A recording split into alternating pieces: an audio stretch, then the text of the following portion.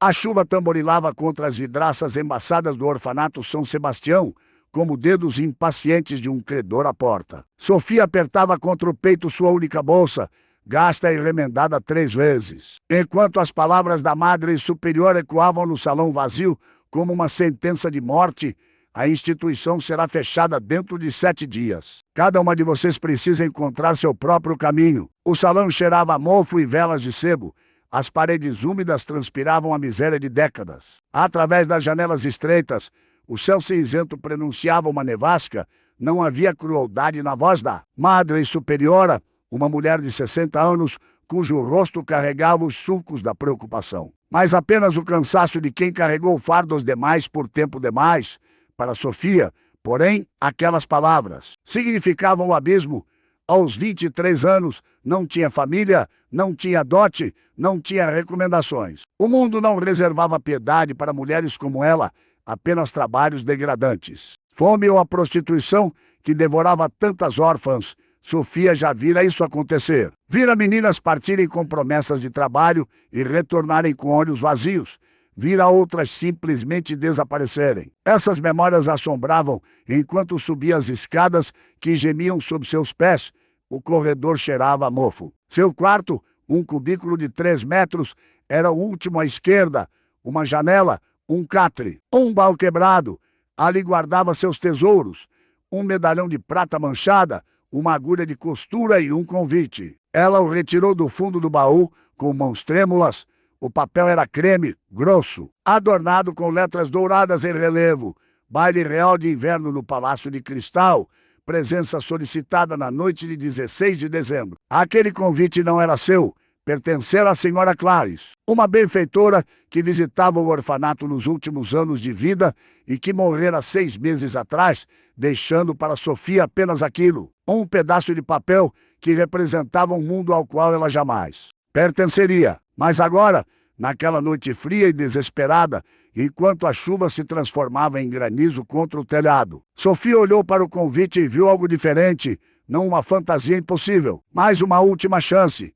O baile ofereceria comida, calor. Talvez, se tivesse sorte, algum nobre precisasse de uma costureira, de uma ama, de qualquer coisa, talvez não morresse de frio na próxima semana. Com dedos experientes, Sofia abriu o baú completamente. No fundo, enrolados como cobras adormecidas, estavam os retalhos que colecionara ao longo dos anos, sobras de tecidos que as senhoras ricas descartavam, pedaços de veludo manchado, rendas rasgadas que ela remendava. Era pouco, era quase nada. Mas Sofia sabia costurar como poucas. Aprendera com a velha costureira do orfanato. Uma mulher cega de um olho que insistia que cada ponto precisava ser perfeito, mesmo quando ninguém olharia. Durante 3 dias e 3 noites, Sofia costurou em transe, como se cada ponto A aproximasse não apenas de um baile, mas da própria salvação. Acendeu sua última vela no primeiro anoitecer e trabalhou a luz fraca e vacilante que tremia contra a fumaça e ardia seus olhos já, inflamados pela concentração extrema. Suas mãos sangraram, pequenos pontinhos escarlates apareciam no tecido quando a agulha perfurava não apenas o cetim, mas a pele endurecida de seus dedos. Ela limpava o sangue com saliva, benzendo-se e pedindo perdão pelo desperdício, e continuava. Seus olhos arderam tanto que, na segunda noite, precisou parar por 1 hora e colocar panos úmidos sobre as pálpebras inchadas. Mal comeu, apenas pedaços de pão duro que molhava em água para poder engolir e uma maçã murcha que encontrou esquecida no refeitório. Mal dormiu, apenas cochilos breves de minutos que terminavam com ela despertando em pânico, certa de que havia perdido tempo precioso. O vestido emergia sob suas mãos como uma borboleta de um casulo. Ela desmanchou completamente um vestido velho de lã escura que usava aos domingos, o único que possuía além dos uniformes de trabalho. Aproveitando a estrutura bem cortada que uma costureira habilidosa criara décadas atrás. Cada costura foi desfeita com cuidado reverencial, pois desperdiçar um único centímetro de tecido seria pecado mortal quando cada fio contava. Por cima da base de lã, aplicou os retalhos de cetim azul claro que vinha guardando havia 2 anos, restos de um vestido de dama que fora rasgado e descartado após um baile. Sofia os encontrara num cesto de lixo, atrás de uma mansão, onde ajudava a lavar roupas ocasionalmente. O cetim tinha manchas de vinho nas bordas e um rasgo profundo no centro, mas ela cortou em volta dos defeitos, aproveitando cada pedaço são. O azul tinha a cor do céu, amanhecer, aquela tonalidade entre a noite e o dia que promete renovação. Para o corpete, usou pedaços de um veludo marrom escuro que a madre superiora lhe dera, sobras de cortinas antigas da capela. O veludo estava desbotado em alguns lugares, mas Sofia costurou as partes boas sobre o peito e a cintura, criando um contraste que não era intencional, mas que funcionava, a escuridão da terra. Encontrando o azul do céu, não tinha pérolas verdadeiras, mas encontrara no baú da falecida senhora Clarice, a benfeitora que lhe deixara o convite. Alguns botões de madrepérola que haviam se soltado, de um casaco antigo, Sofia os costurou cuidadosamente ao longo do decote, cada um no lugar perfeito para capturar a luz. Não tinha rendas finas de verdade, mas aprendera a fazer crochê com linha. Comum e passou a última noite inteira criando uma delicada barra para as mangas, seus dedos movendo-se automaticamente. Mesmo quando os olhos se fechavam de cansaço, o maior desafio foi a saia. Sofia queria que ela tivesse volume suficiente para parecer elegante, mas não tinha anáguas ricas nem estruturas de barbatanas. Então improvisou, costurou 3 camadas de tecidos diferentes. Primeiro, uma base de algodão rústico, depois, uma camada de linho que remendara tantas vezes que parecia um mosaico e, por cima, cuidadosamente pregados, os retalhos de cetim azul. O efeito, quando ela finalmente terminou, era surpreendente. Quando se movia, as camadas criavam um movimento fluido, e os retalhos de cetim refletiam a luz em padrões cambiantes.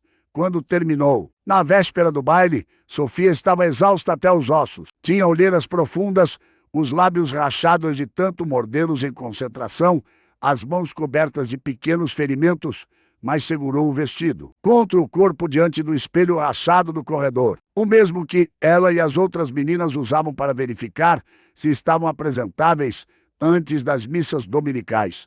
E algo extraordinário aconteceu. Ela não viu uma órfã, viu uma mulher. Na noite do baile, Sofia saiu do orfanato sem olhar para trás. As outras meninas já haviam partido, cada uma para seu próprio destino incerto. A madre superiora dormia em sua cela, exausta. Ninguém viu Sofia cruzar o portão de ferro e desaparecer na noite gelada, carregando apenas seu vestido dobrado dentro da bolsa surrada e o convite apertado contra o coração. O palácio de cristal erguia-se no topo da colina como uma joia cravada na escuridão. Suas janelas enormes derramavam luz dourada sobre os jardins cobertos de neve.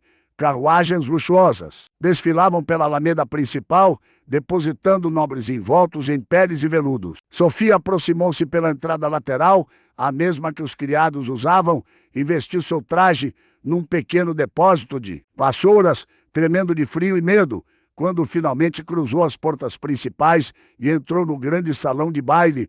O mundo inteiro pareceu congelar. O salão era uma catedral de luz e opulência. Lustres imensos pendiam do teto abobadado, cada um deles carregando centenas de velas que cintilavam como estrelas capturadas. O chão de mármore polido refletia tudo como um espelho, multiplicando a grandeza. Colunas de jaspe branco sustentavam arcos decorados com folhas de ouro. Ao fundo, uma orquestra de 20 músicos tocava uma valsa lenta e melancólica. Então, Sofia deu 3 passos para dentro do salão e o mundo que ela conhecia terminou. O primeiro riso foi abafado, quase imperceptível, como o tilintar de um copo de cristal rachando. Veio de um grupo de jovens senhoras à esquerda, todas cobertas de sedas francesas importadas que custavam mais que o orfanato inteiro, adornadas com diamantes que faiscavam como gelo ao sol. Eram 4 delas. Lady Cecília, conhecida por sua língua afiada; Lady Isabel, cuja beleza era superada apenas por sua crueldade; Lady Margot, que sorria enquanto destruía reputações; e Lady Vivian, a líder, cujo olhar gelado podia fazer uma duquesa hesitar.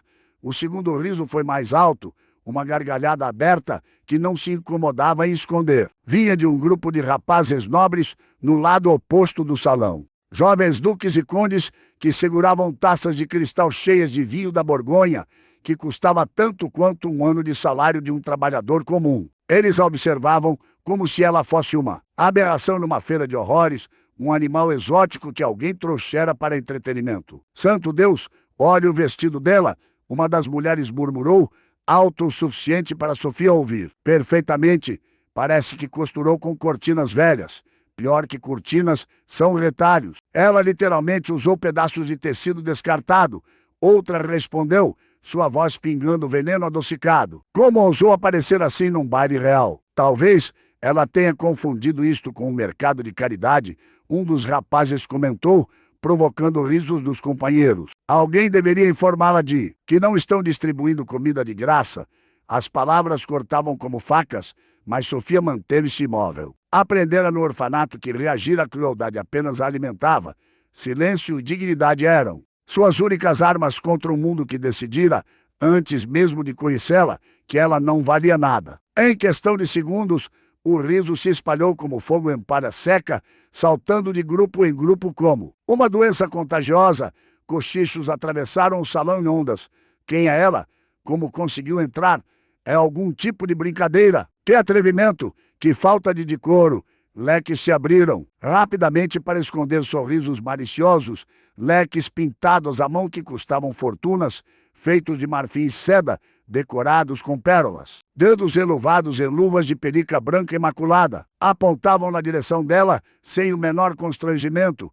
Olhares de desprezo perfuravam Sofia de todos os ângulos. Uma senhora idosa, vestida em veludo roxo imperial, com um colar de rubis que parecia estrangulá-la, virou-se ostensivamente de costas, como se a mera visão de Sofia fosse uma ofensa aos seus olhos aristocráticos. Um grupo de cavaleiros mais velhos, provavelmente membros do Conselho Real, franziram as testas em desaprovação unânime. A orquestra hesitou, os 20 músicos se entreolharam confusos, seus instrumentos vacilando, como se a própria música estivesse envergonhada de continuar na presença de tal transgressão social. O violinista principal olhou para o maestro, que olhou nervosamente para um mordomo-chefe, que por sua vez olhou desesperadamente para algum superior, que pudesse resolver aquela situação impensável. Entre os observadores, num canto estratégico do salão, a Marquesa Vitória de Santillana observava a cena com olhos calculistas.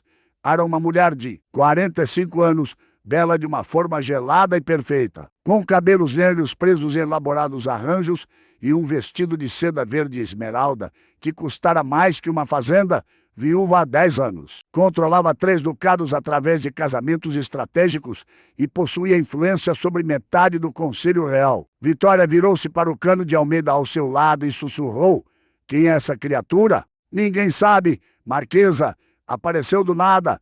Interessante. Os olhos de Vitória se estreitaram. Ela não gostava de surpresas, não gostava de elementos não controlados em seu domínio. Mantenha sob observação. Quero saber tudo sobre ela até amanhã.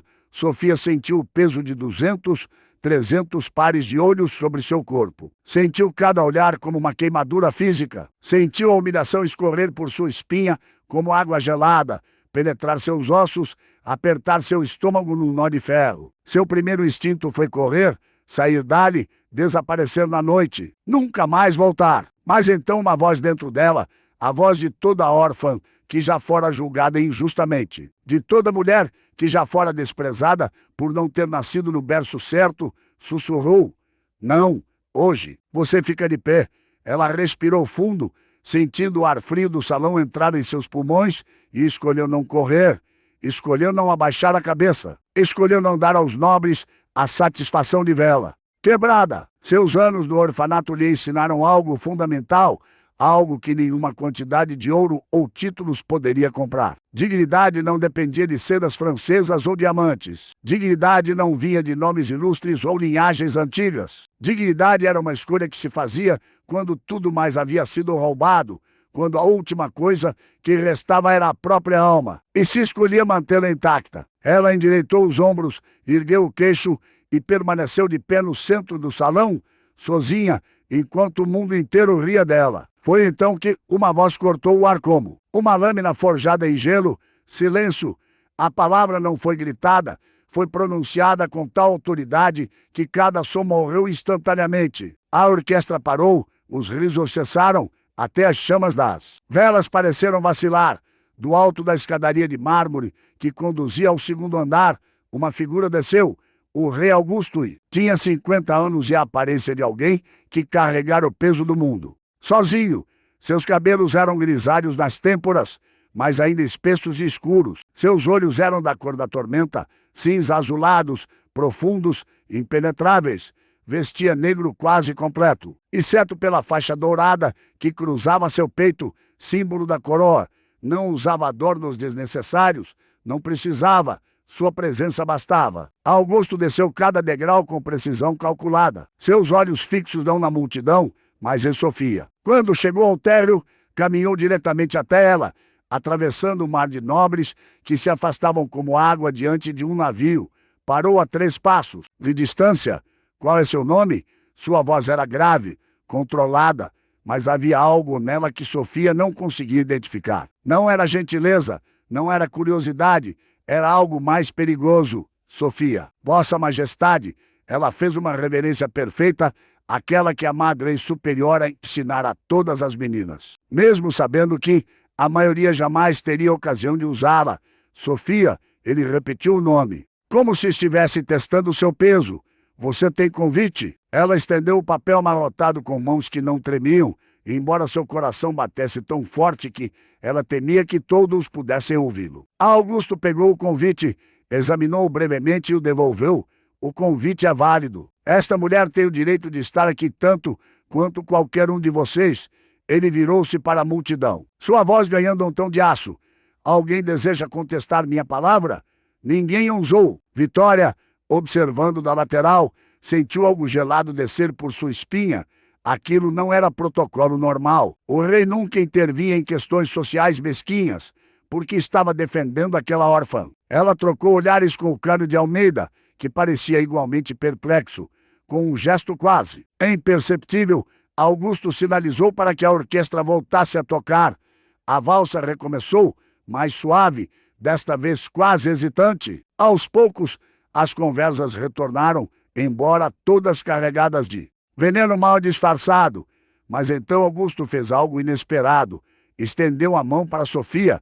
Me conceda esta dança. Não era um pedido, era uma ordem, mas havia algo na maneira como ele olhava para ela, que fez Sofia colocar sua mão nua, sem luvas, calejada, marcada pelo trabalho, sobre a dele. E eles dançaram. A mão de Augusto segurava seus dedos calejados com gentileza surpreendente. Sua outra mão pousava nas costas dela, firme, mas respeitosa, e Sofia sentia o calor através das camadas de tecido. Sofia nunca dançara antes, mas Augusto a guiava com uma firmeza que não admitia. Erro. 1, 2, 3. 1, 2, 3. O compasso era lento, melancólico. Ao redor, outros casais dançavam mantendo distância, criando um círculo invisível que os isolava. Porque veio. A voz de Augusto era baixa, carregada de peso. A verdade brotou antes que Sofia pudesse censurá-la. Não tinha para onde ir. O orfanato está fechando. Pensei que talvez aqui houvesse comida. Que alguém precisasse de uma costureira. Vi porque não tinha mais nada a perder. A mão nas costas dela pressionou mais firme por um segundo. Sobreviver. Sim, eu entendo isso melhor do que imagina. Eles giraram novamente, seus pés sincronizados perfeitamente agora, e Sofia percebeu que dançar com Augusto era como respirar. Depois que encontrava o ritmo, tornava-se natural, inevitável. Ele a guiava através dos outros pares, com a precisão de alguém que dançara aquela valsa 1000 vezes. Que conhecia cada compasso como conhecia as próprias batidas do coração. E agora? Ele perguntou, após alguns momentos de silêncio carregado. Aonde irá quando a música acabar? Quando as portas do palácio se fecharem e a noite cair? Onde uma jovem sem família dorme numa noite de inverno como esta? Sofia engoliu em seco. Não tinha resposta. Tinha planejado apenas até aquele momento entrar no baile, talvez conseguir alguma comida, talvez encontrar alguém generoso. Depois disso era apenas escuridão e frio, e o medo constante que a acompanhava desde que se lembrava. Não sei, Majestade, ela admitiu, sua voz mal audível por cima da música. Encontrarei algum lugar? Sempre encontro. Augusto não respondeu imediatamente. Eles giraram em silêncio. Então ele perguntou de repente: você costura? Sim, majestade. É tudo que sei fazer bem. E cuida de crianças? Cuidei das mais novas no orfanato por anos. Cantava para elas, segurava suas mãos quando tinham pesadelos. Sabe mais do que imagina. Quando a música terminou, Augusto não a soltou imediatamente. Então inclinou-se, sussurrando apenas para ela: apresente-se amanhã ao amanhecer no portão dos criados. Pergunte pela senhora Beatriz, diga que o rei lhe ofereceu uma posição, terá teto, comida, salário. Aceita? Sofia apenas assentiu, incapaz de falar. Augusto a soltou e fez uma reverência formal, um rei reverenciando uma órfã, impensável, e então se afastou. Deixando-a sozinha enquanto a próxima valsa começava. Ninguém mais riu, mas os olhares de ódio foram piores que qualquer riso. E nos cantos escuros do salão, a Marquesa Vitória já estava planejando. Sofia dormiu num banco de jardim naquela noite, enrolada em seu próprio vestido de baile, observando as estrelas através dos galhos das árvores. O frio cortava até os ossos, mas ela não sentia. Sua mente girava em círculos infinitos, tentando entender o que havia acontecido, porque o rei a defendera, porque lhe oferecera trabalho. Havia algo na maneira como ele olhara para ela, não com desejo ou piedade, mas com uma dor antiga e irreconhecível que a perturbava profundamente. Quando o primeiro raio de sol rompeu o horizonte, pintando o céu de rosa e dourado, Sofia levantou-se, sacudiu a neve de seu vestido e caminhou até o portão dos criados. A senhora Beatriz era uma mulher de meia idade, com o rosto severo e olhos que não perdoavam tolices. Quando Sofia se apresentou, a governanta a examinou da cabeça aos pés com desaprovação clara. Então você é a protegida do rei? Não era uma pergunta, era quase uma acusação. Não sou protegida de ninguém, senhora. Apenas preciso de trabalho. Beatriz franziu os lábios, mas algo na resposta direta de Sofia pareceu satisfazê-la. Muito bem. Você trabalhará na Ilha das Crianças, cuidará dos filhos pequenos dos criados e de algumas crianças doentes que a coroa abriga por caridade. Também costurará uniformes e remendará roupas de cama. O trabalho é árduo, o pagamento é mínimo, mas terá um lugar para dormir e 3 refeições por dia. Se roubar, se mentir, se causar problemas, será expulsa sem referências. Entendido? Sim, senhora. Então me siga. A Ilha das Crianças ficava no 3º andar da Ilha Leste do palácio, longe dos salões principais e das suítes reais. Era composta por 4 quartos, uma enfermaria e os aposentos dos funcionários. Cheirava a lavanda e mingau. Havia 12 crianças. Algumas eram filhas de criados que trabalhavam no palácio, outras eram órfãs doentes que o reino mantinha por lei ou misericórdia. A mais nova tinha 3 anos, a mais velha, 10. Sofia recebeu um quarto minúsculo adjacente à enfermaria, uma cama estreita, uma cadeira, uma vela. Parecia um palácio comparado ao orfanato. Nos dias seguintes, ela mergulhou no trabalho com dedicação que beirava o desespero. Acordava antes do amanhecer para ajudar a preparar o café das crianças. Passava as manhãs costurando, os dedos voando sobre os tecidos com precisão nascida de anos de prática. À tarde, que dava dos pequenos, lavava rostos, penteava cabelos, contava histórias, cantava canções antigas que aprendera há tanto tempo que não lembrava de onde vinham, mas enquanto Sofia encontrava seu lugar entre as crianças nos corredores de poder do palácio, a Marquesa Vitória começava sua campanha silenciosa. 3 dias após a chegada de Sofia, Vitória convocou discretamente o Cano de Almeida para um chá privado em sua suíte. O ambiente cheirava a jasmim importado e ambição. Descobriu algo sobre a órfã. Vitória perguntou, servindo chá em porcelana chinesa que custara uma fortuna. Muito pouco, Marquesa. Cresceu no orfanato São Sebastião. Não tem família conhecida. Foi encontrada na porta da instituição quando bebê. E o rei? Por que esse interesse súbito? Almeida hesitou. Apresentava. Isso não é proteção casual. É algo mais profundo. Precisamos descobrir o quê? E se for apenas compaixão, Marquesa, o rei sempre teve inclinação para a caridade. Homens não arriscam reputações por caridade com órfãs anônimas. Vitória bebeu seu chá delicadamente. Há algo aqui que não estamos vendo. E enquanto não soubermos o que, ela representa um risco aos nossos planos. Meu sobrinho Fernando precisa se casar com a princesa Heloísa da França. Essa aliança garantirá nossa influência por gerações. Não permitirei que uma costureira estrague isso.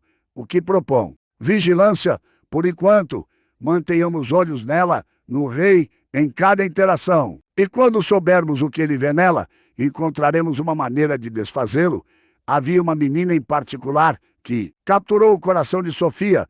Chamava-se Isabel, tinha 6 anos e sofria de uma febre persistente que nenhum médico conseguira curar completamente. A criança era franzina, pálida, com olhos enormes, que pareciam velhos demais para seu rosto. Passava a maior parte do tempo na enfermaria, tremendo sob cobertores grossos, mesmo quando o fogo ardia na lareira. A enfermaria tinha um cheiro particular, que Sofia jamais esqueceria. Era uma mistura de coisas. O aroma adocicado e levemente amargo das ervas medicinais penduradas em feixes nas vigas de madeira do teto, camomila para acalmar, funcho para a digestão, hortelã para a febre, alecrim para fortalecer. Havia também o cheiro terroso das raízes de valeriana, que a enfermeira-chefe preparava em infusões noturnas, e o perfume delicado das flores de sabugueiro secas, usadas para fazer compressas quentes. Misturado às ervas, havia o aroma penetrante do óleo de eucalipto que esfregavam no peito das crianças com tosse, e o cheiro levemente metálico dos unguentos à base de prata aplicados em feridas. A cera de abelha usada para fazer pomadas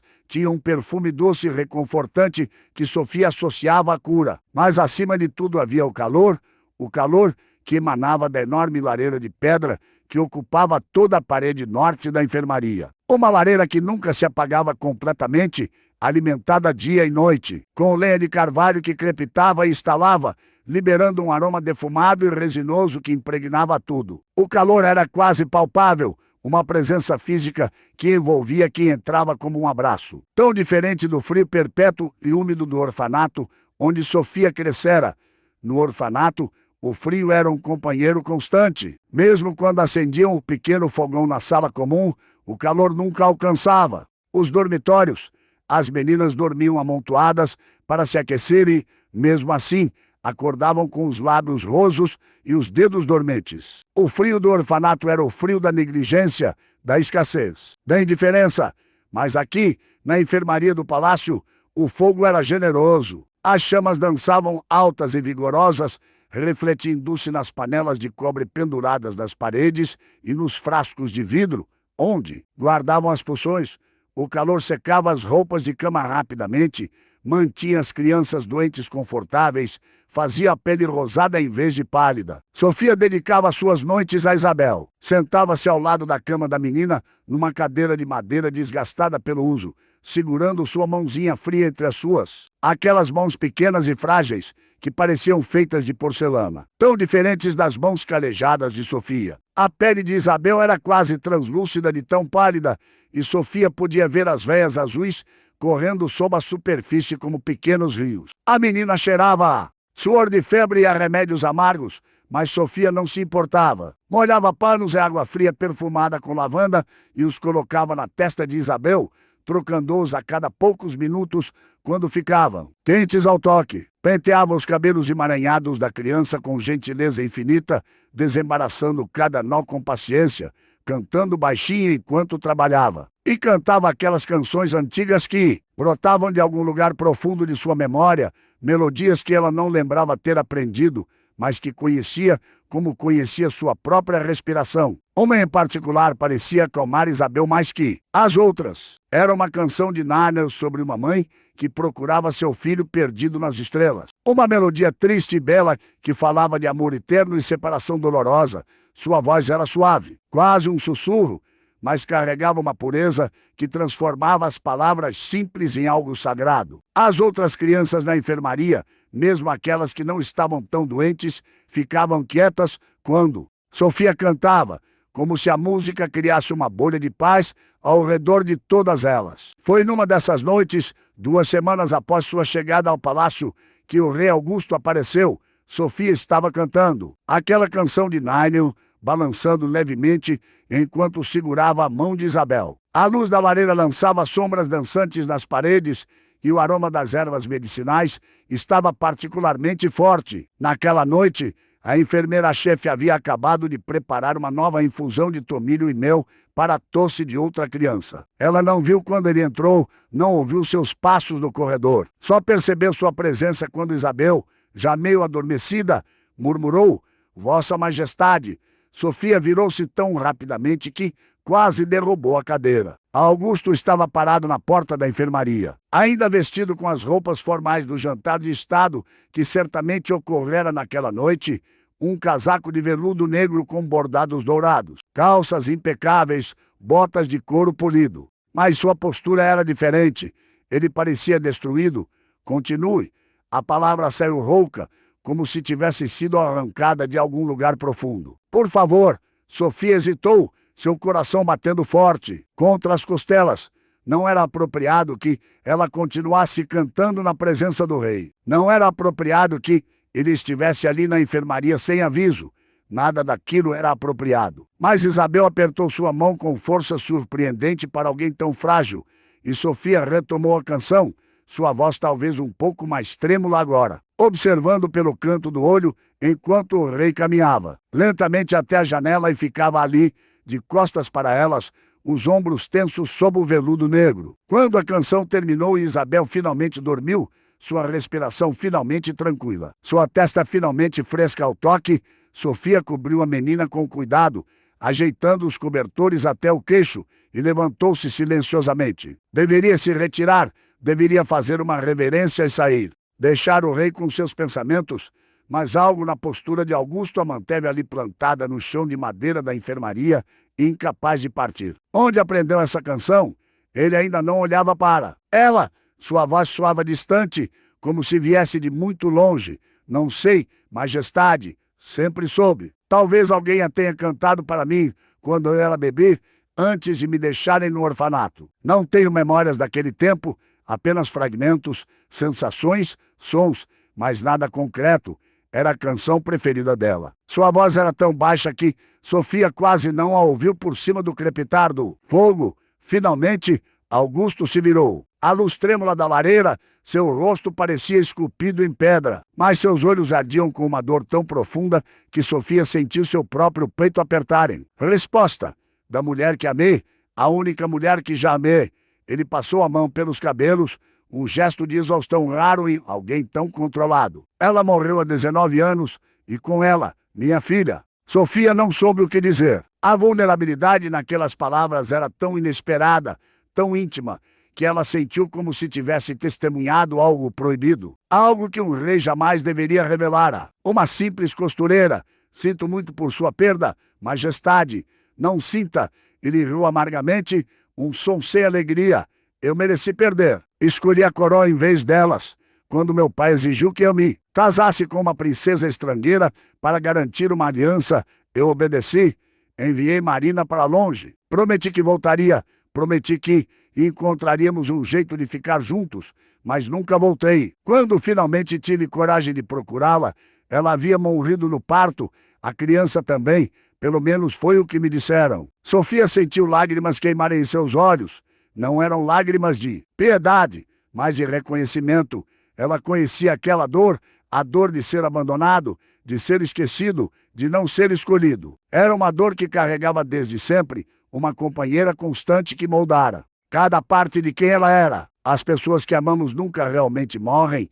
Ela disse suavemente, as palavras vindo de algum lugar além do pensamento consciente. "Vivem em pequenas coisas, numa canção, numa memória, num gesto gentil que repetimos sem perceber, em cada ato de bondade que fazemos porque alguém, em algum momento, foi gentil conosco." Augusto a olhou por um longo momento, e Sofia viu algo mudar em seu rosto. A máscara do rei, aquela expressão cuidadosamente controlada que ele usava como armadura, se desfez levemente, revelando apenas um homem cansado e quebrado pela perda. "Quem é você?" ele perguntou, e desta vez não estava perguntando o seu nome. Estava perguntando algo muito mais profundo. "Ninguém, Majestade. Apenas alguém que sobreviveu, alguém que conhece a solidão e a perda, Talvez não da mesma forma que o senhor, mas conhece o bastante para reconhecer a dor nos olhos de outra pessoa. Ele deu um passo em direção a ela, depois parou, como se lutasse contra um impulso. Você tem família? Alguém que a procure? Alguém que se importe onde você está? Não. Fui deixada nas portas do orfanato quando tinha dias de vida. Tudo que tenho daquele tempo é isto. Sofia pusou o medalhão de dentro do vestido. Era simples, de prata manchada pelo tempo, com um desenho quase apagado de duas mãos entrelaçadas, delicadas, femininas, unidas numa promessa. Eterna. Augusto congelou. Seus olhos se fixaram no medalhão com uma intensidade que assustou Sofia. Toda a cor fugiu de seu rosto. Ele deu mais um passo, depois outro, até estar perto o suficiente para tocar o pequeno pingente, sua mão estendida, tremendo visivelmente no ar. Sua mão tremeu quando alcançou o objeto. Ele o virou delicadamente entre os dedos, examinando a luz vacilante do fogo. Sofia viu cada músculo de seu rosto se contrair, viu suas pupilas se dilatarem, viu a cor voltar ao seu rosto em uma onda de vermelho intenso. E então viu algo que nunca imaginou possível. Uma lágrima deslizou lentamente pelo rosto do rei, brilhando à luz das chamas como uma pérola líquida. Onde conseguiu isso? Sua voz era apenas um fio, tão frágil que parecia que se quebraria a qualquer momento. Sempre tive. Disseram que estava no enxoval quando me encontraram, amarrado ao meu pescoço por um pedaço de fita rosa. É a única coisa que tenho da pessoa que me deu a luz. Augusto fechou os olhos e seu corpo inteiro tremeu, como se estivesse sendo dilacerado por dentro. Como se cada palavra de Sofia fosse uma lâmina cortando algo vital. Quando os abriu novamente, Sofia viu devastação pura, uma dor tão absoluta que ela instintivamente deu um passo à frente, as mãos se estendendo para ampará-lo caso caísse. Este medalhão, ele sussurrou, sua voz quebrando nas bordas como vidro sob pressão. Eu o dei a Marina, era o símbolo do nosso amor. Um ourives da cidade baixa o fez para mim quando eu tinha 27 anos e ela apenas 19. Cada detalhe foi escolhido com cuidado, as duas mãos entrelaçadas representando ela e eu, inseparáveis apesar de tudo que nos separava. Eu o coloquei em seu pescoço na última noite que passamos juntos, antes de meu pai exigir que eu cumprisse meu dever real. Ela prometeu nunca tirá-lo e prometeu que, se tivesse nossa filha, o passaria a ela para que a criança sempre soubesse que foi amada, que foi desejada, que seu pai não a abandonara por vontade própria. Cada palavra era uma lâmina cortando não apenas Sofia, mas o próprio Augusto. Lágrimas desciam livremente por seu rosto agora. Lágrimas que provavelmente não derramava havia décadas. Lágrimas que um rei não deveria mostrar, mas que o homem não podia mais conter. O mundo parou. O ar da enfermaria ficou pesado, espesso, impossível de respirar. O fogo na lareira parecia rugir mais alto, ou talvez fosse apenas o sangue martelando nos ouvidos de Sofia. O cheiro das ervas medicinais tornou-se avassalador. Quase sufocante, Isabel murmurou algo em seu sono febril, mas o som pareceu vir de muito longe, de outro mundo completamente. Sofia sentiu o chão desaparecer sob seus pés, sentiu a realidade, fragmentar-se como um espelho quebrado em milhões de pedaços cortantes. Não podia ser verdade. Era tarde demais, impossível demais, cruel demais que o destino fizesse isso com eles. Que os separasse por 23 anos e só então os reunisse quando tanto já havia sido perdido, quando tantas lágrimas já haviam sido choradas. Mas Augusto a olhava com uma certeza agonizante, com olhos que haviam visto aquele medalhão 1000 vezes em sonhos e pesadelos, olhos que conheciam cada curva, cada arranhão na superfície manchada. E Sofia viu em seus olhos o reflexo dos seus próprios, a mesma cor tempestuosa, cinza azulada como o oceano antes da tormenta, o mesmo formato amendoado, o mesmo jeito de franzir levemente o canto quando confusa ou concentrada, como nunca notara antes, como o mundo inteiro não notara. Estava ali, tão óbvio, no formato do rosto, na linha da mandíbula, no jeito como ambos inclinavam a cabeça ligeiramente para a esquerda. Quando pensavam, não, ela sussurrou, sua voz saindo estrangulada, desesperada, não é possível, não posso ser. Eu sou apenas Sofia, a órfã, a garota que ninguém quis, a que dormia no frio e passava fome e costurava retalhos porque era tudo que tinha. Em que dia você nasceu? Augusto interrompeu, suas mãos segurando os ombros dela agora, como se temesse que ela desaparecesse se a soltasse. Como se, segurando-a fisicamente, pudesse fazer a verdade impossível ser real. 23 de março, há 23 anos. Disseram que estava chovendo, uma tempestade terrível que derrubou árvores, inundou as ruas, que alguém me deixou na porta do orfanato durante a noite, enrolada em trapos comuns, com apenas aquele medalhão amarrado ao meu pescoço por um pedaço de fita rosa. A madre superiora disse que nunca havia visto uma noite tão violenta, como se os céus estivessem chorando. Augusto cambaleou literalmente, como se cada palavra fosse um soco no estômago. Seu corpo, sempre tão controlado, sempre tão régio, perdeu toda a compostura. Os joelhos fraquejaram, a cor fugiu de seu rosto novamente, e Sofia instintivamente segurou seus braços com ambas as mãos para evitar que ele caísse. Esta órfã franzina, sustentando o peso de um rei que descobria que sua maior perda talvez nunca tivesse existido. Foi quando Marina morreu. Foi quando me disseram que a criança também havia morrido. Ele segurou novamente os ombros de Sofia quando recuperou o equilíbrio mínimo, seus olhos vasculhando cada traço de seu rosto com intensidade dolorosa, como se estivesse tentando memorizar cada detalhe ou reconhecer algo que sempre estivera lá, mas que ele nunca tivera permissão de ver. Mentiram para mim. Alguém mentiu para mim. Pagaram a parteira ou o médico ou alguém. Disseram que a criança nascera morta, que Marina sangrara até morrer sozinha, num quartinho miserável chamando por mim, e que o bebê morrera com ela. Eu acreditei.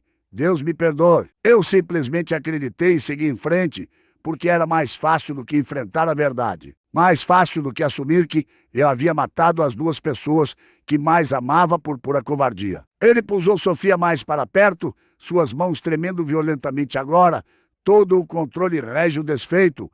Olhe para mim, olhe bem. Você tem os olhos dela, exatamente aquela mesma cor impossível. Entre tempestade e céu claro. Você tem o formato do meu rosto, vejo isso agora, como nunca vi antes, porque nunca procurei, nunca quis ver. Porque a dor de perder era mais fácil que a esperança. Você tem o sorriso dela, aquele jeito de franzir o canto da boca quando está pensando em algo sério. Você tem o mesmo jeito de inclinar a cabeça quando escuta, exatamente como Marina fazia. E você canta aquela canção, aquela maldita canção que só nós três conhecíamos.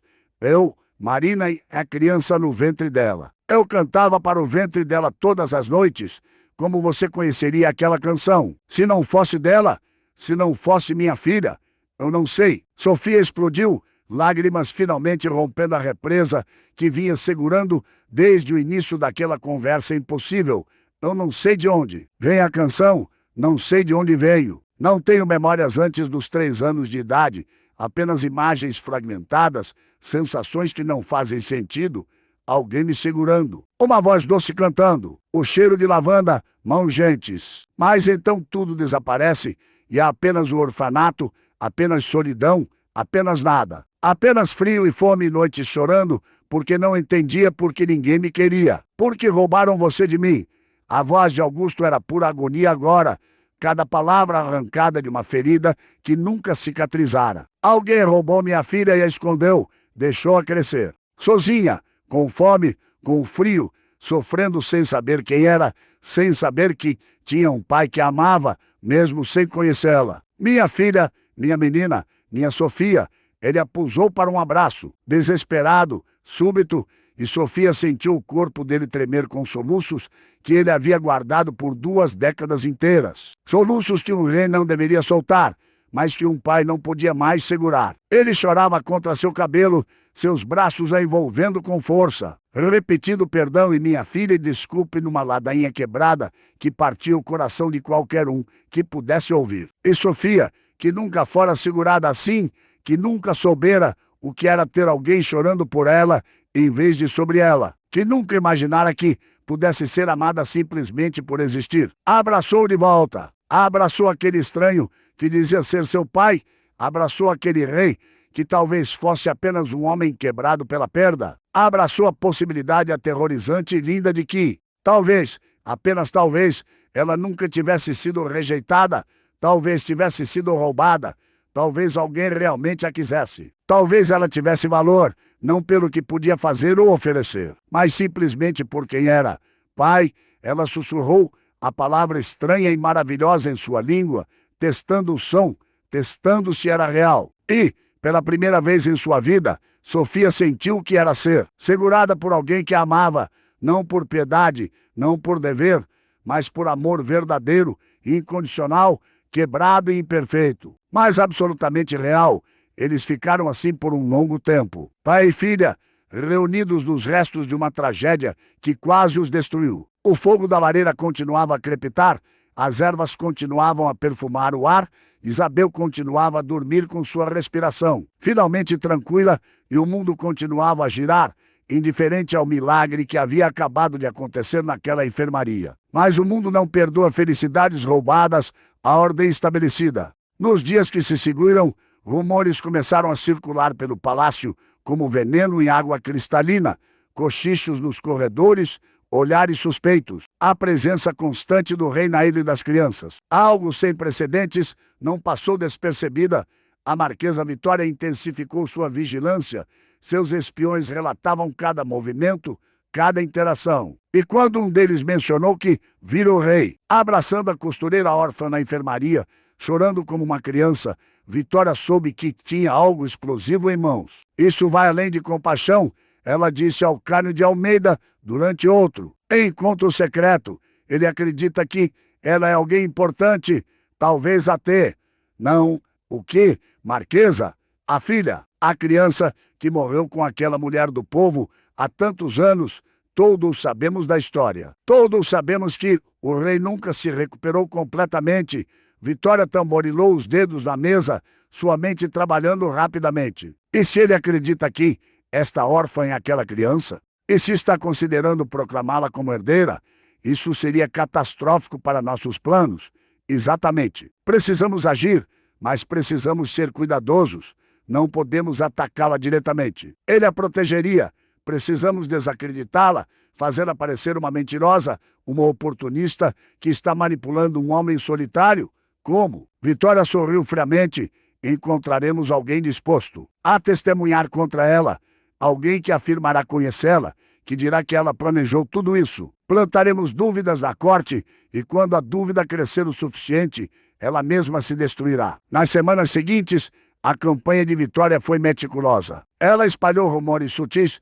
Ouvi dizer que a órfã estava fazendo perguntas sobre o rei antes do baile. Alguém a viu com um homem, suspeito na Cidade Baixa. Não é estranho como ela apareceu exatamente quando o rei estava mais vulnerável. Cada rumor foi plantado com cuidado, espalhado por intermediários, nunca conectado diretamente à Vitória. Ela era paciente, sabia que uma boa conspiração precisava de tempo para amadurecer. Enquanto isso, Sofia e Augusto navegavam por águas desconhecidas. Ele queria proclamá-la imediatamente como princesa, mas ela resistia. Não estou pronta, Sofia insistiu durante uma de suas conversas noturnas no jardim privado do rei. Longe de ouvidos indiscretos, o jardim cheirava a rosas de inverno e a terra úmida. O reino não está pronto. Se você fizer isso agora, causará apenas mais dano. Deixe-me provar meu valor primeiro. Deixe-me ser digna do título. Você já é digna. É minha filha. Isso é tudo que importa. Sou sua filha que cresceu nas ruas, que não conhece etiqueta, política ou diplomacia, que não sabe usar as roupas certas ou falar as palavras certas. Se me colocar no trono sem preparação, me tornará alvo de todos.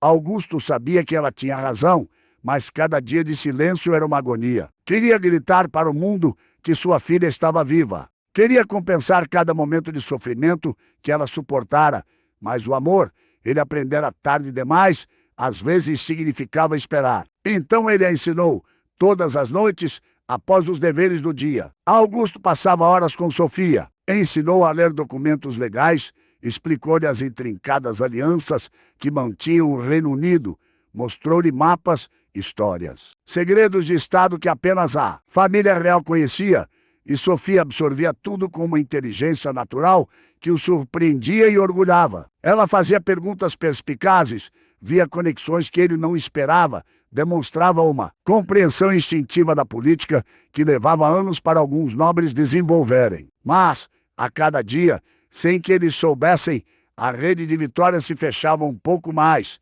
3 semanas após a revelação privada da identidade de Sofia, a marquesa finalmente encontrou o que precisava: um homem chamado Tomás, um vigarista de terceira categoria que aceitaria qualquer quantia de ouro para mentir convincentemente. Vitória o treinou pessoalmente. Ensinou-lhe detalhes sobre o orfanato, sobre a vida de Sofia, pequenos fatos que tornariam sua história crível. E então esperou pelo momento perfeito.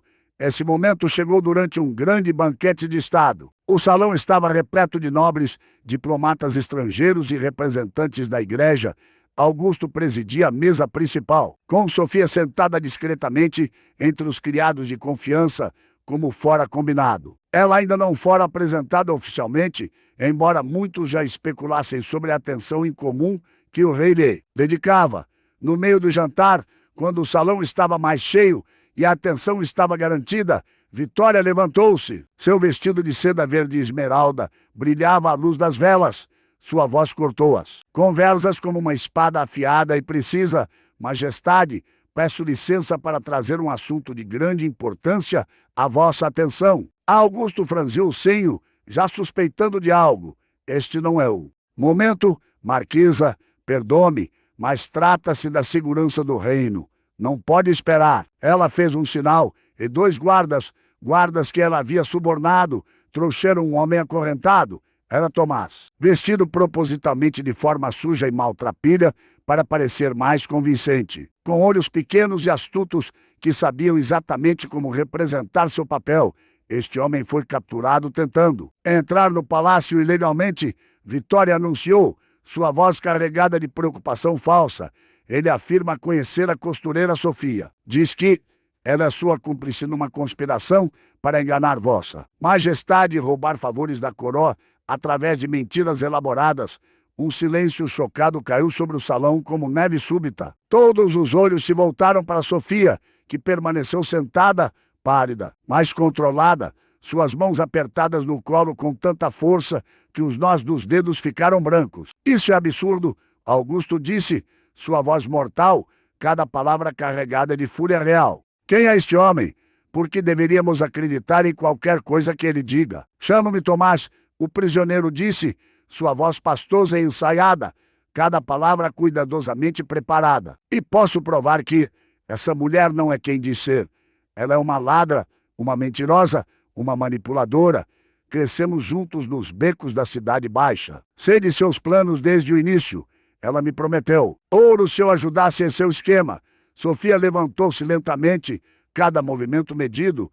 Todos os olhares estavam sobre ela. Podia sentir o peso do julgamento, o retorno daquele momento terrível no baile quando todos riram. Mas desta vez era pior. Desta vez ela tinha algo a perder. Tinha um pai, tinha uma identidade, tinha esperança. Não conheço este homem, ela disse claramente. Sua voz firme apesar do terror que sentia por dentro. Nunca ouvi antes em minha vida. Mentirosa. Tomás cuspiu com convicção convincente. Você me prometeu uma fortuna se eu ajudasse. Disse que seduziria o rei, que conquistaria sua confiança com histórias de ser uma órfã perdida. Disse que ele estava vulnerável, que seria fácil manipulá-lo, porque ele ainda sofria pela perda da filha. Você planejou tudo. Isso é uma farsa. Augusto rugiu, levantando-se tão abruptamente que sua cadeira caiu com um estrondo que ecoou pelo salão. Quem pagou este homem para mentir? Quem está por trás dessa acusação? Ninguém, majestade. Vitória disse suavemente, venenosa, suas palavras cuidadosamente escolhidas para parecerem razoáveis. Mas compreendo sua relutância em aceitar a verdade. Afinal, todos nós vimos como o senhor se apegou a essa jovem. É natural que um homem solitário, ainda sofrendo por uma perda antiga, seja manipulado por uma mulher astuta que sabe exatamente quais feridas cutucar. Cuidado com suas palavras, marquesa, apenas sirvo ao reino, majestade. E o reino merece saber a verdade sobre quem o senhor permite em seu círculo íntimo. Quem o senhor defende tão apaixonadamente? Vitória virou-se dramaticamente para a audiência, sabendo exatamente como jogar para a multidão. Todos sabemos que O rei perdeu uma filha há muitos anos. Uma tragédia que todos lamentamos profundamente. Mas isso não significa que podemos permitir que qualquer órfã bonita, com uma história triste, um medalhão conveniente, tome o lugar dessa criança. Falecida, exijo que esta mulher seja investigada apropriadamente, que sua origem seja comprovada além de qualquer dúvida. Caso contrário, para o bem do reino, ela precisa ser removida do palácio. Imediatamente, murmúrios de aprovação ondularam pelo salão. A semente da dúvida havia sido plantada com maestria, regada com medo e desconfiança, e Vitória sabia exatamente como fazê-la crescer. Sofia sentiu o mundo desabar novamente. Não pelas acusações, ela sabia que eram falsas, sabia no fundo de sua alma que cada palavra era mentira, mas pela realização dolorosa de que não importava o que fizesse, sempre seria vista como uma impostora, sempre seria órfã que ousara sonhar alto demais, sempre seria julgada, sempre seria questionada, sempre teria que provar seu valor de maneiras que ninguém nascido em berço nobre jamais precisaria. Ela olhou para Augusto e viu a fúria e o desespero lutando em seu rosto. Ele queria defendê-la, queria proclamar a verdade naquele exato momento. Queria gritar para todos que ela era sua filha e que qualquer um que a questionasse enfrentaria a ira real. Mas Sofia sabia que, se ele fizesse isso agora, naquele momento de acusação pública, apenas pareceria um tolo apaixonado sendo manipulado, apenas confirmaria suspeitas que Vitória plantara tão cuidadosamente. Eu vou embora, Sofia disse de repente, sua voz clara e firme cortando. O burburinho. Não. Augusto começou, dando um passo na direção dela, mas ela o interrompeu com um olhar que dizia tantas coisas. Confiança, amor e a sabedoria de saber quando recuar para vencer uma guerra maior. Se minha presença causa tanta discórdia, Sofia continuou, dirigindo-se não apenas a Augusto, mas a todo o salão, então parto de boa vontade. Não vim aqui buscar poder ou riqueza, não vim para manipular ou enganar, vim apenas para sobreviver. E se minha sobrevivência custa a paz do reino, se minha existência causa tamanha dor e suspeita, então escolho sair. Porque o que aprendi na vida é que dignidade não vem de forçar minha presença onde não sou bem-vinda, vem de saber quando partir de cabeça erguida. Sofia, não faça isso. Mas ela já estava caminhando em direção às grandes portas do salão. Manteve a cabeça erguida, os ombros retos, mesmo enquanto lágrimas silenciosas desciam por seu rosto. Não olhou para trás, não permitiu que ninguém visse o quanto aquilo a estava destruindo por dentro. Quando as portas se fecharam atrás dela com um som final, o salão explodiu em conversas frenéticas. Vitória sorriu vitoriosamente, certa de que havia vencido, e Augusto permaneceu congelado por um momento que pareceu eternidade, preso entre o dever como rei, a necessidade de manter a ordem, de não parecer fraco ou manipulado, e o desespero como pai que acabara de encontrar sua filha apenas para vê-la partir. Mas então algo dentro dele se quebrou, ou talvez finalmente se consertou. Todas as lições de sua vida lhe disseram para ficar, para ser prudente, para esperar, investigar, agir com a dignidade que um rei deveria ter. Mas ele já havia escolhido o dever uma vez, 23 anos atrás, e isso custara-lhe tudo. Não faria o mesmo erro novamente. Ele caminhou lentamente até a cadeira principal e então, chocando toda a nobreza presente, subiu na mesa, ficando de pé entre os pratos de porcelana e as taças de cristal, e ergueu a voz com uma autoridade que não usava havia décadas. Silêncio. O salão congelou, até o ar pareceu parar de se mover. Durante 19 anos, Augusto começou, sua voz ecoando. Pelas paredes de mármore com poder absoluto, vivi numa mentira. Disseram-me que minha filha havia morrido. Disseram-me que Marina, a mulher que amei mais que minha própria vida, morrera no parto, sozinha e abandonada. Disseram-me que deveria seguir em frente, cumprir meu dever, esquecer, enterrar aquele amor como se nunca tivesse existido. Eu obedeci, porque um rei, me ensinaram, não tem coração, tem apenas responsabilidades. Ele pulou da mesa com uma agilidade que ninguém esperava de um homem de 50 anos e caminhou até o centro do salão, encarando cada nobre, cada diplomata, cada juiz silencioso com olhos que queimavam. Mas 3 semanas atrás, descobri a verdade. Minha filha não morreu. Foi roubada de mim por alguém, ainda não sei quem. mas descobrirei. Foi escondida numa instituição miserável, deixada para sofrer numa vida de privações, enquanto eu, seu pai, vivia em palácios de ouro sem saber que ela existia, sem saber que, a cada dia, eu tinha uma filha passando fome, com frio, sozinha. Vitória empalideceu, percebendo tarde demais que havia subestimado a profundidade dos sentimentos do rei, essa jovem que acabou de sair deste salão. Augusto continuou, sua voz crescendo em intensidade.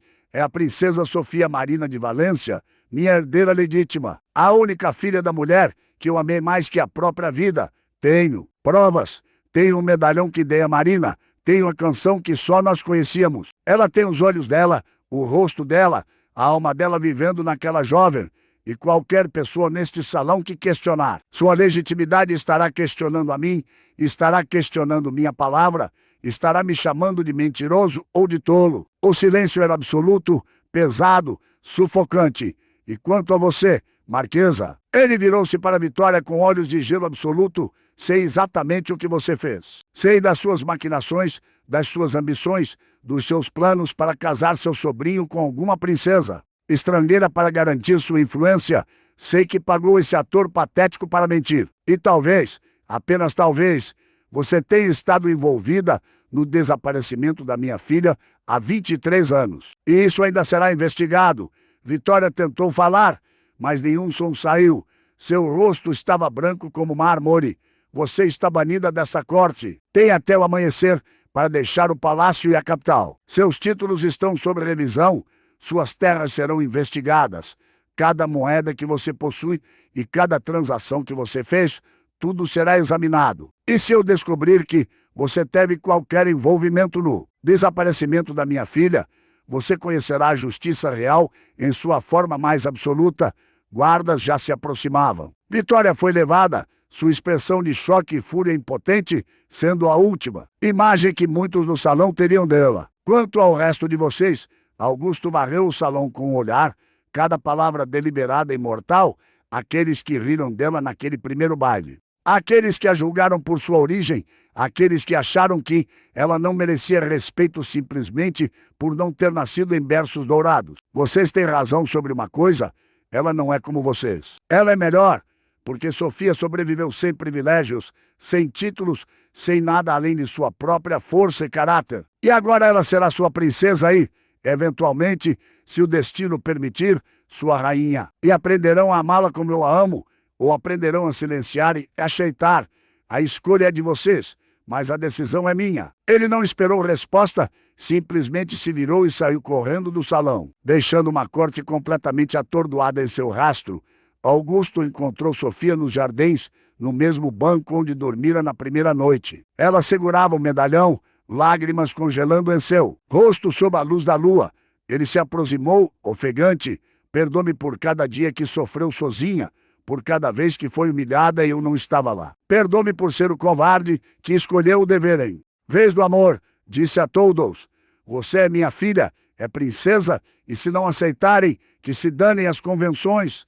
Você é mais importante. Pai, ela sussurrou, a palavra ganhando força cada vez que a dizia, tornando-se mais real, mais verdadeira. E então ela estava em seus braços novamente, e ele a segurava como se pudesse compensar cada abraço perdido, cada momento roubado, cada ano de solidão. Nunca mais, ele prometeu contra seu cabelo, sua voz embargada, nunca mais você estará sozinha, nunca mais permitirei que alguém a machuque, nunca mais escolherei o dever sobre o amor, nunca mais. Sou seu pai e passarei o resto da minha vida provando que você mereceu ser escolhida desde o primeiro dia, que você sempre foi princesa, mesmo quando ninguém sabia, que você sempre foi amada, mesmo quando pensava que não era.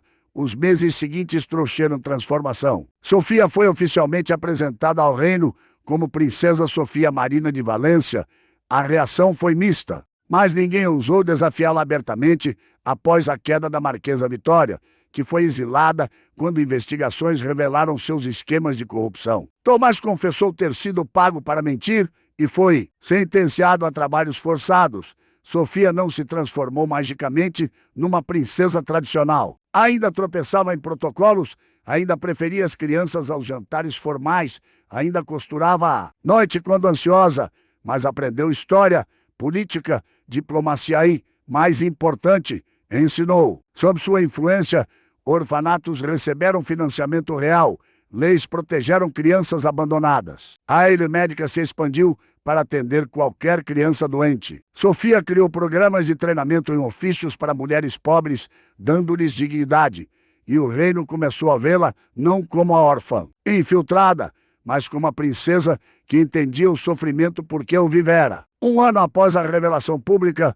numa tarde de primavera, quando o jardim estava florido e perfumado, Sofia brincava com Isabel, a menina que finalmente se recuperara completamente de sua febre persistente e agora era uma criança vibrante e saudável. Quando Augusto apareceu carregando um pacote embrulhado em seda dourada. Para você, ele disse, entregando-o com um sorriso que Sofia vira cada vez mais frequentemente naquele ano. Um sorriso genuíno que alcançava seus olhos e os fazia parecer anos mais jovens. Sofia abriu cuidadosamente o embrulho, seus dedos tremendo levemente. Dentro estava um vestido, não qualquer vestido, o vestido que ela costurara para o baile naquela primeira noite. Aquele feito de retalhos, esperança e desespero, mas transformado. Mãos de artesãos reais, os melhores mestres costureiros do reino, haviam trabalhado nele com reverência, haviam adicionado detalhes. De fios de ouro verdadeiro, bordados delicados que contavam histórias em cada costura. Pérolas genuínas agora adornavam onde antes havia botões de madrepérola, rendas da mais fina qualidade francesa. E molduravam onde antes havia crochê simples, mas a estrutura original permanecia honrada. Os retalhos de cetim azul ainda estavam lá, cada pedaço respeitado e realçado. O veludo marrom do corpete ainda era a base, a alma do vestido, aquela criada por mãos que sangraram e olhos que arderam, permanecia intacta. Você merece usar sedas importadas e diamantes, Augusto disse suavemente. Sua voz carregada de emoção. Merece tudo que a riqueza pode comprar. Mas achei que quisesse algo que lembrasse de onde veio, para nunca esquecer sua força, para nunca esquecer que a beleza não precisa de ouro para existir, que a dignidade não precisa de títulos para ser real. Sofia abraçou o vestido contra o peito, lágrimas de gratidão nos olhos, não lágrimas de tristeza, mas de plenitude. Obrigada, Pai, por isso, por tudo, por me escolher, mesmo tarde, por nunca desistir de procurar a verdade, por tornar minha existência não apenas possível, mas significativa. Não. Minha filha, obrigado a você por sobreviver, por encontrar o caminho até mim, por me ensinar que nunca é tarde demais para escolher o amor em vez do dever. Que nunca é tarde demais para fazer o que é certo, que nunca é tarde demais para reconstruir o que foi quebrado. Naquela noite, Sofia usou o vestido restaurado para um baile. Quando entrou no salão, onde todos haviam rido dela um ano antes, houve um silêncio profundo, mas desta vez foi um silêncio de respeito.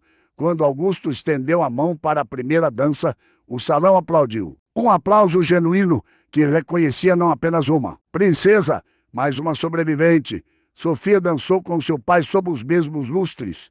Cada passo era uma vitória. Cada giro, uma prova de que a dignidade não vem de títulos, mas de escolhas. Quando a valsa terminou, ela viu no olhar das pessoas algo além da aceitação, viu esperança. Órfãs que agora sonhavam, mulheres julgadas que encontravam uma defensora, um reino aprendendo que o valor nasce do caráter. Pela primeira vez, Sofia se sentiu em casa. O riso tornara-se aplauso, a rejeição, a aceitação, o abandono, pertencimento. Porque a órfã de quem todos riram sempre fora a princesa. O mundo apenas demorou a enxergar. Uma mulher que sobreviveu e escolheu a bondade. Uma filha que se perdeu e achou o caminho. Uma futura rainha cuja força nascera não do ouro, mas da poeira. E essa era a mais poderosa forma de realeza. A história tornou-se lenda e em cada geração, quando alguém era abandonado ou julgado pela origem, a história era lembrada. Todos riram quando a órfã entrou no baile. Ninguém sabia que ela era a filha do rei. Mas mesmo que não fosse, sua dignidade diante da crueldade, sua gentileza apesar do sofrimento, sua força nascida da fraqueza, já a coroavam rainha de algo maior que reinos, rainha da própria alma. Uma coroa tecida de cada noite sobrevivida, cada lágrima secada, cada momento em que escolheu ficar de pé quando o mundo queria vê-la ajoelhada. Essa era a verdadeira coroa de Sofia e brilhava mais que todas as joias do reino.